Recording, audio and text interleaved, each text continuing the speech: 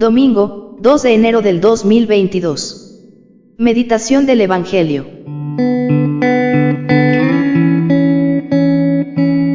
Juan, capítulo 1, versículos del 1 al 18. La palabra se hizo carne y habitó entre nosotros. Comentario breve. Estar en la octava de Navidad es estar en una fiesta que dura 8 días. Cada día se celebra como el día en que nace Jesús. La Iglesia quiere de este modo que haya mucho tiempo para celebrar, agradecer, orar y meditar sobre este misterio. Por eso, podemos decir con total verdad, que hoy Jesús ha nacido, hoy el hombre, finalmente, ha alcanzado un lugar de privilegio, porque Dios lo eligió como morada. Evangelio de nuestro Señor Jesucristo según San Juan. Al principio existía la palabra, y la palabra estaba junto a Dios, y la palabra era Dios. Al principio estaba junto a Dios. Todas las cosas fueron hechas por medio de la palabra y sin ella no se hizo nada de todo lo que existe. En ella estaba la vida, y la vida era la luz de los hombres. La luz brilla en las tinieblas, y las tinieblas no la percibieron. Apareció un hombre enviado por Dios, que se llamaba Juan. Vino como testigo, para dar testimonio de la luz, para que todos creyeran por medio de él. Él no era la luz, sino el testigo de la luz. La palabra era la luz verdadera que, al venir a este mundo, ilumina a todo hombre. Ella estaba en el mundo, y el mundo fue hecho por medio de ella, y el mundo no la conoció. Vino a los suyos, y los suyos no la recibieron. Pero a todos los que la recibieron, a los que creen en su nombre, les dio el poder de llegar a ser hijos de Dios. Ellos no nacieron de la sangre, ni por obra de la carne, ni de la voluntad del hombre, sino que fueron engendrados por Dios. Y la palabra se hizo carne y habitó entre nosotros. Y nosotros hemos visto su gloria, la gloria que recibe del Padre como Hijo único, lleno de gracia y de verdad.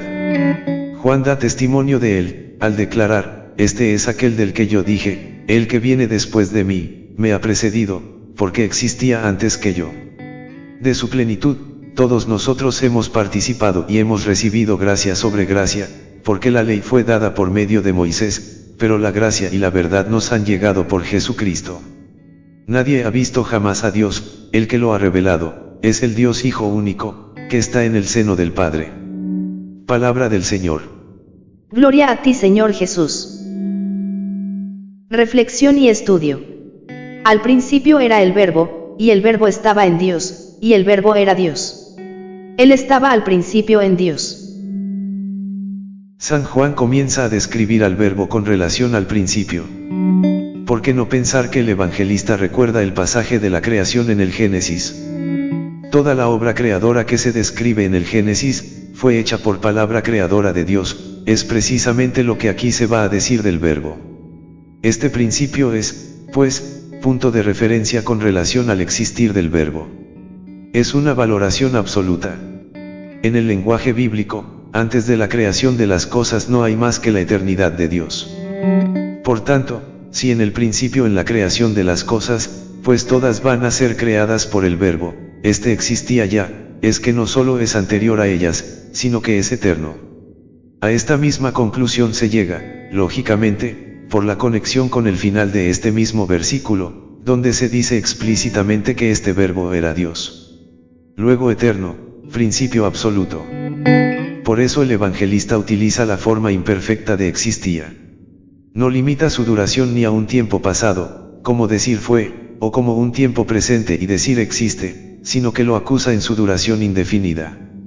Juan en esta primera parte del versículo expresa la eternidad de este Verbo. En la segunda mitad del verso, va a expresar la distinción entre este Verbo y el Padre. Pues el Verbo estaba en Dios. Es una proximidad interna, íntima, de persona a persona. Esta expresión que se utiliza parecería a primera vista muy sugerente, acaso está puesto con una intención muy marcada por el evangelista, para indicar que ese estar el Verbo con el Padre no era estático, sino dinámico, en íntima vitalidad con él. La conclusión es que el Verbo estaba en Dios. La forma, con artículo, significa al Padre, en contraposición a la misma palabra sin artículo, que solo expresa la divinidad. Esta distinción, revelación de personas en el seno de la Trinidad, es tema del Evangelio de Juan. En esta misma segunda mitad del verso, a la eternidad del Verbo, enseñada antes, añade ahora Juan una distinción en el seno de la divinidad. Lo que se ve incluso por lingüística, que el Verbo estaba con el Padre. Dios tiene, pues, un Hijo eterno. En la tercera mitad del verso, se proclama explícitamente la divinidad del Verbo, y el Verbo era Dios. Sintéticamente resume el evangelista todo su pensamiento en una expresión final: este Verbo así descrito estaba eternamente con el Padre. Todas las cosas fueron hechas por él, y sin él no se hizo nada de cuanto ha sido hecho. Juan expone esta enseñanza con un paralelismo encontrado. Todas las cosas, que, sin artículo, no indican las cosas globalmente, sino que señalan a cada una en particular, fueron hechas por él y sin él no fue hecho nada, y acusándose enfáticamente que ni una sola cosa existe que no haya sido hecha por él. Si el Verbo es Dios, ¿qué causalidad o qué mediación tiene el Verbo en la obra de la creación?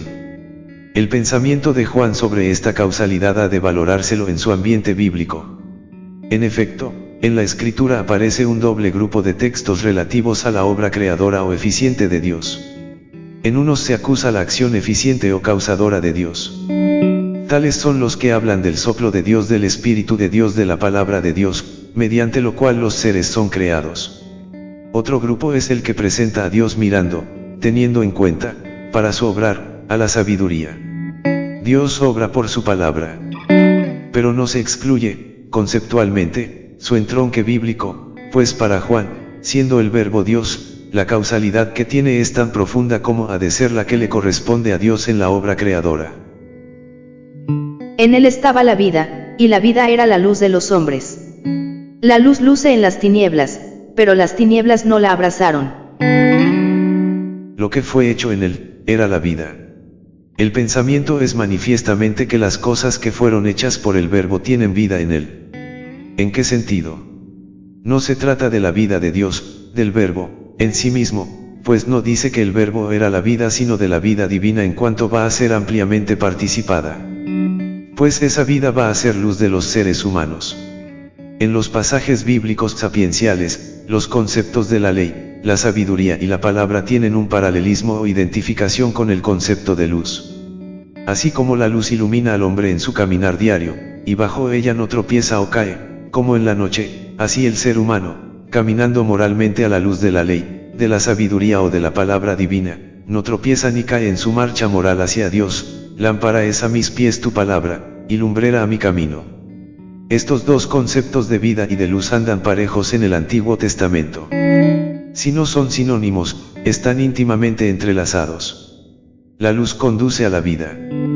Con esta luz se vive la vida verdadera. Es la misma forma de expresarse Juan en su primera epístola. Así, el pensamiento del evangelista en el prólogo es el siguiente: esta misma vida es luz para los seres humanos. ¿Cómo? Toda la obra de la creación era, de suyo, luz para que los seres humanos pudiesen venir en conocimiento de Dios y de la vida moral. Pero no solo era luz para conocerle teóricamente, sino para conocerle y encuadrarse en esta luz lo que era vivir la vida religiosa moral. Por eso, esa luz que les viene y conduce al Verbo, era ya en el mismo, en el sentido bíblico expuesto, vida para los seres humanos. La noción de vida, lo mismo que la de luz en el Evangelio de Juan, entra en la esfera de lo divino. La luz luce en las tinieblas. La expresión la luz luce en las tinieblas se explica bien teniendo en cuenta la acción permanente de la irradiación de la luz del Verbo, es un sol permanente. Pero, frente a él, las tinieblas tomaron una posición hostil a esta luz. ¿Quiénes son estas tinieblas? Instintivamente se piensa en que estas tinieblas sean los hombres malos, hostiles a la luz, pero las tinieblas no pueden ser los hombres. En otros pasajes del mismo Evangelio se dice que los hombres caminan en las tinieblas, o que ellos permanecen en las tinieblas, o que las tinieblas amenazan sorprender a los hombres, pero jamás se dice que los hombres sean las tinieblas. En los manuscritos de Qumrán hay un largo fragmento que se titula Guerra de los hijos de la luz y de los hijos de las tinieblas, y en él se lee: en manos del príncipe de la luz está el gobierno de los hijos de la justicia, que caminarán por los senderos de la luz, en manos del ángel de las tinieblas está el gobierno de los hijos de la iniquidad, que caminarán por los senderos de las tinieblas. Por el término de tinieblas no hay que pensar en los hombres incrédulos, sino en el mundo satánico, opuesto a Dios. A esta misma conclusión llevan otras razones. Juan está imbuido en los sapienciales. Y en ellos se dice que a la sabiduría no la vence la maldad. El mismo pensamiento se lee en las Odas de Salomón, en donde se dice que la luz no sea vencida por las tinieblas. El pensamiento del evangelista es que esa luz del Verbo que luce en el mundo no pudo ser vencida ni aplastada por los poderes del mal, demoníacos y gobernadores del mal en los hombres, que influyen en el mundo en su lucha contra la verdad y el misterio del Mesías. San Pablo dirá que nuestra lucha es contra dominadores de este mundo tenebroso. Hubo un hombre enviado de Dios, de nombre Juan. Vino este a dar testimonio de la luz, para testificar de ella y que todos creyeran por él. El Verbo hasta ahora no había ofrecido a los hombres más que una cierta participación de su luz, ahora va a darla con el gran esplendor de su encarnación. Para esto aparece introducida la figura del Bautista, y aparece situado en un momento histórico ya pasado, en contraposición al Verbo, que siempre existe. Juan no viene por su propio impulso, es enviado por Dios. Trae una misión oficial. Viene a testificar, que en su sentido original indica preferentemente un testigo presencial, viene a testificar a la luz, que se va a encarnar, para que todos puedan creer por medio de él. El prestigio del Bautista era excepcional en Israel, hasta ser recogido este ambiente de expectación y prestigio por el mismo Flavio Josefo. El tema del testimonio es uno de los ejes en el Evangelio de Juan, que se repartirá multitud de veces y por variados testigos. No era él la luz, sino que vino a dar testimonio de la luz. Se insiste en algo evidente, que Juan no era la luz, sino que venía a testificar a la luz, puesto que el Bautista solo testifica al Verbo encarnado en los pasajes. Era la luz verdadera, luz, que viniendo a este mundo ilumina a todo hombre. Estaba en el mundo y por él fue hecho el mundo, pero el mundo no le conoció, vino a los suyos, pero los suyos no le conocieron. El Verbo es la luz verdadera. Así como de Dios se dice que es verdadero en oposición a los ídolos, o lo mismo que Cristo es el pan verdadero en oposición al maná, así el Verbo es llamado luz verdadera porque en él se incluyen todas y plenamente las cualidades, metafóricamente, de la luz, pero elevadas al orden religioso moral. Es el ordenamiento divino, en contraposición a los planes del hombre falaz, pecador. Esta luz del Verbo ilumina a todo ser humano. Luz verdadera que ilumina a todo hombre, luz, que está viniendo a este mundo. Así dirá Juan, capítulo en otros pasajes que vino la luz al mundo. Por eso, esa luz así descrita estaba en el mundo y lo estaba precisamente porque el mundo fue hecho por el Verbo. Pero el mundo no conoció a esta luz, a Dios Verbo. Los seres humanos debieron conocerlo. Las obras les llevaban a su conocimiento y servicio. Pero este conocimiento no es un simple conocimiento intelectual, hay que valorarlo en el sentido semita, un conocimiento que entraña una vida y una actitud moral y servicio a Dios. Así se lee en Jeremías, hacía justicia al pobre y al desvalido. Esto es conocerme, dice Yahvé. Los hombres, teniendo motivos para conocer y servir a Dios, no lo hicieron, el mundo no le conoció. Pero no solo el mundo sino que vino a los suyos. Y no le recibieron quienes, siempre se interpreta esta expresión a Israel, pueblo especialmente elegido de Dios. Vino la luz a Israel con su ley, con sus profetas, con sus enseñanzas, le anunciaron un Mesías, y fueron rebeldes. Tantas veces. A esta luz de Dios, del Verbo. Y vino el Verbo encarnado a ellos, a su pueblo, al pueblo que le esperaba, y cuando llegó a ellos, Israel no le conoció, no lo recibió, y crucificó al Mesías. Mas a cuantos le recibieron les dio poder de venir a ser hijos de Dios. A aquellos que creen en su nombre, que no de la sangre, ni de la voluntad carnal, ni de la voluntad de varón, sino de Dios son nacidos. Frente a este panorama del paganismo y de Israel, que no recibe la luz del Verbo, tono trágico con que el evangelista expone esta actitud del mundo frente a la luz, va a describir, por contraste, la ventaja incomparable que se sigue a los seres humanos de dejarse iluminar por esta luz de Dios. San Juan ha afirmado que no recibieron, no aceptaron esta luz ni los paganos ni los judíos. El modo semita de hablar gusta de hacer afirmaciones rotundas, de fórmulas absolutas, sin matizar ni acusar las excepciones. Por eso podría ser que el evangelista pensase solo en grupos, incluso mayoritarios, judíos y paganos que no recibieron esta luz. Y hasta no sería improbable que influyese sobre él, para esto, o los hechos, grupo de creyentes, o la promesa de existencia de un resto santo en el Israel fiel. Por eso hubo un sector que le recibieron como creyendo en su nombre. Esta expresión es característica de Juan. 34 veces la usa en su Evangelio y 3 en su primera epístola, mientras que en el resto de todo el Nuevo Testamento solo sale 9 veces. Nombre, según el modo semita, está por persona. El que cree a alguien, recibe su testimonio, pero el que cree en alguien se entrega totalmente a él. En el vocabulario de Juan, creer en él es entregársele plenamente. A estos que así creen que así se entregan al verbo, en esta perspectiva de Juan, les confiere el mismo verbo, sujeto de todo el desarrollo oracional, un gran don, el poder ser hijos de Dios. La gracia de este don del verbo es ser hijos de Dios. Y el verbo se hizo carne y habitó entre nosotros.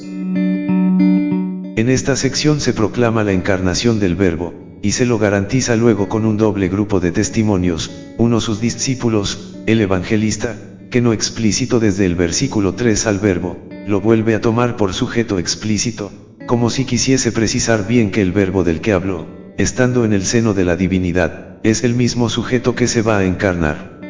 El verbo, que se lo describía en su existencia eterna, existía, actuó en un momento histórico, se hizo. A la duración eterna sucede una actuación temporal. Se hizo carne. No dice, como en otras ocasiones, que se mudó, sino que se hizo, que tomó carne sin dejar de ser verbo. No solo todo el Evangelio de Juan, capítulo estaría contra esto, sino que explícitamente lo dice el versículo 18. Porque Juan dice que se hizo carne y no que tomó cuerpo, que se hizo hombre. No dice cuerpo probablemente porque no implica vida, ni hombre para indicar mejor el contraste que se propuso expresar entre la grandeza del verbo y el nuevo estado que va a tomar. Carne en el lenguaje bíblico, no es carne sin vida, sino que es el ser humano todo entero, pero acusando el aspecto de su debilidad, de su humildad inherente a su condición de criatura. Juan afirma el hecho de la encarnación del verbo, pero no indica el momento histórico en que esto se realizó. Lucas es el que lo precisa en el relato de la Anunciación. Y, aunque Juan tampoco dice cómo haya de representarse la encarnación del verbo, evidentemente no se trata de una transformación de la divinidad en la humanidad que asume, estaría contra ello todo el Evangelio del hombre Dios. Es una unión estable e indesunible. Una vez proclamada explícitamente la encarnación del verbo, el evangelista hace ver que fue un hecho real, pero no desconocido, sino que presenta un doble testimonio de este hecho histórico. El primero es el de un grupo, nosotros, que son ciertamente los apóstoles, y probablemente un grupo mayor, discípulos y aquellos que en Palestina fueron testigos. El autor del Evangelio se incluye, por tanto, en el grupo de estos testigos. Este mismo testimonio lo traerá en la primera epístola. Alega este testimonio porque el Verbo encarnado habitó entre nosotros. Por eso ellos son un testimonio irrebatible. Y hemos visto su gloria, gloria como de unigénito del Padre, lleno de gracia y de verdad. Por eso, al morar entre nosotros dice el evangelista enfáticamente, nosotros vimos su gloria. Este ver que dice el evangelista es una visión sensible. Este verbo nunca significa en el Nuevo Testamento una visión intelectual, sino sensible. Estos testigos han visto con sus ojos lo que garantizan, pero no se excluye con esta expresión un sentido más amplio de percepción, aunque sensible, verbigracia, oír, tocar, etc. Lo que el evangelista vio, lo que este grupo testifica, es que vieron, con sus ojos, su gloria. Aludiéndose a la presencia de la divinidad en el tabernáculo con el verbo citado, esta gloria de Cristo responde también a la gloria de Yahvé, que llenaba el tabernáculo. Esta gloria no era otra cosa, como dice el evangelista, que la que le correspondía al que era unigénito del Padre. La conjunción como no indica una comparación de semejanza, como si el verbo encarnado disminuyese en su esencia, sino que tiene valor, como en tantos otros casos, de una afirmación e identidad. Así, se lee en Marcos, Cristo les enseñaba como quien tiene autoridad, es decir, teniendo verdaderamente esta autoridad. Lo contrario iría contra toda la doctrina del prólogo y del Evangelio mismo de Juan. Esta gloria que tenía, le mostraba también estar lleno de gracia y de verdad. Considerada la forma lleno como forma indeclinable, da una lectura excelente junto con la más lógica posibilidad gramatical, por proximidad, al concordarlo con unigénito. Es el Verbo encarnado, el unigénito del Padre, al que testifican estos discípulos, al que vieron lleno de gracia y de verdad. Los que traducen el pensamiento de Juan interpretando las palabras gracia y verdad en su exclusivo sentido etimológico, lo interpretan así: gracia dice abundancia de dones espirituales, tanto para sí mismo como para otros, y verdad, en el estilo joaneo, significa el verdadero conocimiento de Dios, que procede de Dios y lleva a Dios, la verdadera estimación de las cosas espirituales, la genuina noticia de las cosas celestes y, en consecuencia, el concepto idóneo de las terrestres. Es a esta interpretación donde llevaría el versículo 16. Juan da testimonio de él, clamando: este es de quien os dije, el que viene detrás de mí ha pasado delante de mí, porque era primero que yo. Manifiestamente el versículo 15 rompe la consecuencia del cursus, siendo un paréntesis. Pues el versículo 14 se une, lógicamente, con el versículo 16. Debe de ser una interpolación, inspirada, y que guarda el puesto correspondiente de su inclusión semítica con los versículos 6 al 8 y 33. El evangelista, discípulo del Bautista, evoca aquí el testimonio del precursor, en correspondencia estructural con los versículos del 6 al 8. El Bautista tenía la misión de testimoniar al Verbo encarnado. Acabando de afirmar la encarnación, al punto le brota la escena en que el Bautista testifica que Cristo es el Verbo encarnado. La escena es vivamente descrita. Está redactado al modo de los antiguos profetas. Usa el enigma, tan del uso oriental, para excitar más la atención de los oyentes. La expresión antes que yo, nunca se dice en el Nuevo Testamento de prioridad temporal, es la confesión de la preexistencia de Cristo.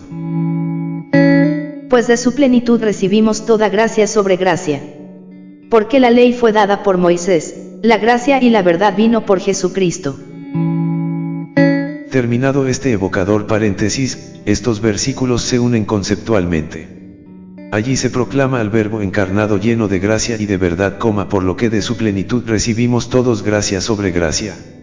En la nueva obra recibimos toda una gracia torrencial, como participada y dispensada y proporcionada al Verbo encarnado, que la tiene en plenitud. Esta obra maravillosa dispensada por el Verbo hecho carne evoca en el evangelista la antigua economía, promulgada en el Sinaí, contraponiendo ambas. Allí fue dada por Moisés. Moisés era ministro y servidor. Aparece su ley como algo normativo y oneroso. Pero en contraposición de esto está la obra de Jesucristo. La oposición entre la ley y la gracia es un tema dominante de la teología paulina, mostrar el contraste entre las obras humanas y el don de Dios. Juan, en cambio, declara abiertamente que el Antiguo Testamento resulta superado y anulado por la gracia y la verdad que provienen de Cristo. A la ley se contrapone con superación la gracia y la verdad. Estas fueron, es decir, vinieron por Jesucristo. ¿En qué sentido? En el sentido de que aparecieron en Él. O en el sentido de que son dispensadas por Él. Este segundo sentido es el que se impone, primero, por la contraposición con Moisés. Este le dio la ley a Israel, Cristo dispensa, a los hombres la gracia. En segundo lugar, porque este versículo es continuación manifiesta de los versículos 14 al 16, y especialmente de este último, en el que se dice que de su plenitud recibimos todos la gracia correspondiente a la gracia, que se encuentra en plenitud en el Verbo encarnado. A Dios nadie le vio jamás, Dios unigénito, que está en el seno del Padre, ese nos le ha dado a conocer. San Juan hace una reflexión final. Va a explicitar al resolver una objeción que era una convicción en el Antiguo Testamento: no se podía ver a Dios sin morir. Así dice terminantemente Juan: que a Dios nadie le vio. No le vieron, pues, ni Moisés ni Isaías. ¿Acaso Juan piensa también explícitamente en estos? No vieron a Dios facialmente, sus manifestaciones fueron teofanías simbólicas. La naturaleza divina es inaccesible al ojo humano. Pero lo que no puede ver el ojo humano, lo puede descubrir a él el que es Dios.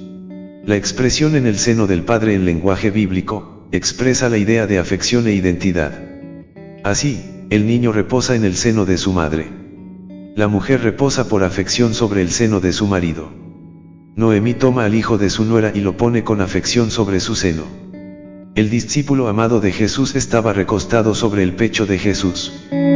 Por eso, con la expresión el unigénito del Padre que está perennemente en el seno del Padre se está acusando la constante intimidad y afección entre ambos, por lo que, estando en sus secretos, puede comunicarlos.